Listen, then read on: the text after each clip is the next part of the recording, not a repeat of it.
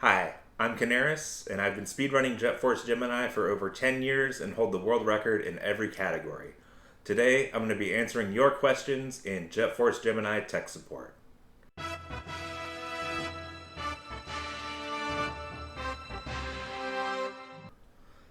The first question reads, what would you say to someone checking out the game after years of not playing it or somebody looking to speedrun the game?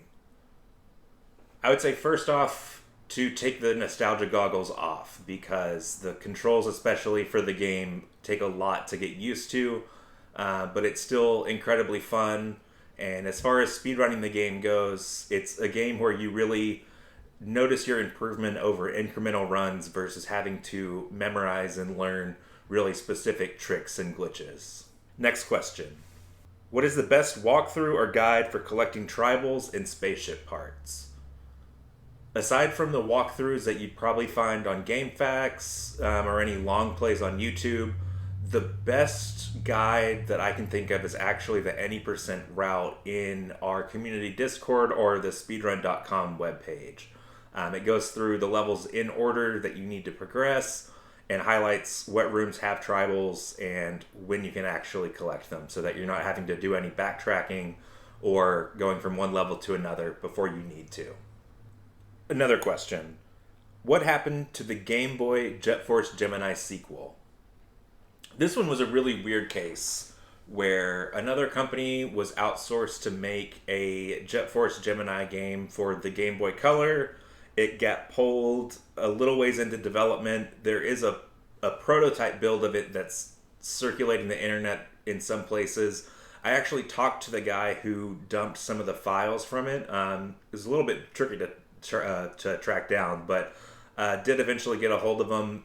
He sold the cartridge or the prototype to someone else and has lost track of it. So for all we know, the game exists in some capacity somewhere, but whether we'll find it, who knows. What made you want to speedrun this game?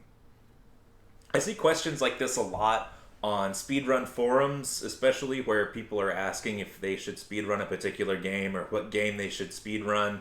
And for me, at least, wanting to run this game, it's just after beating a level, did I want to go back and play the level again? After beating the game, did I want to go back and play the game again? Without that, you're not going to want to speedrun anything. But if you are interested in speedrunning Jet Force Gemini, it is a very forgiving speedrun. It requires a lot of adaptation and doing things on the fly versus specific execution of very specific tasks, such as something you'd see in Super Mario Bros. Or Mario 64. But I recommend anyone give it a shot, especially the Mizar 1 category. How would you change the weapons or level designs if you were making the game now? I think that I would give every weapon more utility. There's a lot of weapons in the game that don't have much use out of novelty. But I think something else really cool would be to give every weapon an alternate firing mode. So the tri-rocket launcher, maybe it goes from shooting 3 rockets back to back to the spread of tri-rockets that it does normally. The machine gun might have something where it does like a larger spray around you in a circle versus a straight spray of bullets, something along those lines. For redesigning the levels, I would add more enemies, make it to where there's less just open space where you're running from one place to another. How many characters and maps can be unlocked for multiplayer in total, and how do you get them? Okay, put me on the spot on this one. Let's see. So I think there are 12 of the multiplayer totems that you can find across the levels that unlock different things in multiplayer. You can unlock the Mizar's Palace race by beating that in the single player. Jeff and Barry Racing, getting the times on those unlocks another multiplayer race map. Getting expert medals on all the Floyd missions unlocks a character in multiplayer. And I think aside from just progressing in the game normally, those are the only ways of unlocking new things. I don't know what the total is, though. It's been a long time since I've gotten to play actual multiplayer. What's up with Mizar's Palace having all the bug imagery everywhere, but also having technology for tribals and the Jet Force to use? I don't know. I have a lot of headcanon about the lore of this game that I could spend an hour going into. Probably will at some point in the future, but for now, let's just say that, spoiler alert, with Barry, a tribal being Mizar, it's just imagery of his soldiers as well as his species that you see across the level. All right, next one. You can't think of this game too deeply because you'll realize how expendable the Jet Force is. The attitude NPCs treat you with ranges from humble yet powerless appreciation to apathy to gleeful joy in watching essentially a space cop be entrapped to taking part in a possibly illegal arms deal for high-level weaponry clearly classified above their pay grade.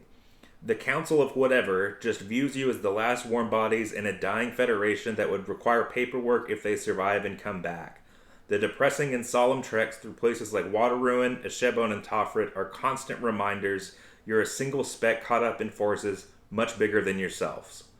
The options are defeat Mizar, be captured or killed, be charged with various interstellar crimes for meddling in affairs, and raiding military bases and covert missions you have no explanations for. The open world exploration is a double-edged sword, fun for the player but symbolically relevant, as you desperately try to fix the mess you've caused with high stakes and no instruction manual. Oh, and you also have to save all the bears. What was the question on this one? Oh, there's a follow-up. No question. I said my piece. So there's that. And last one for today. What things does Jet Force Gemini do that not many games of its time do? I think the biggest one, especially coming from the company Rare, is that it combines a lot of their platforming titles or elements from those games with elements from their shooters like GoldenEye, and makes a medley of shooting and platforming that isn't really seen across a lot of titles. The only other ones that I can think of would be the Ratchet and Clank series, which I think is a kind of spiritual successor to Jet Force Gemini in a lot of ways. It combines a lot of kid-friendly elements with a lot of gore and isn't something that you see a lot. But overall, I think just the approachability of the game, but also its lasting challenge, make the game pretty unique in a lot of circumstances. So there you have it. 10 or 9 and a statement questions about Jet Force Gemini that hopefully aid in your understanding of this game. If you are interested in getting involved in the community, I've linked the Discord in the video description. And as always, check me out on Twitch at Caneras TV, or visit my website for updates at caneras.tv. Thanks, and see you soon.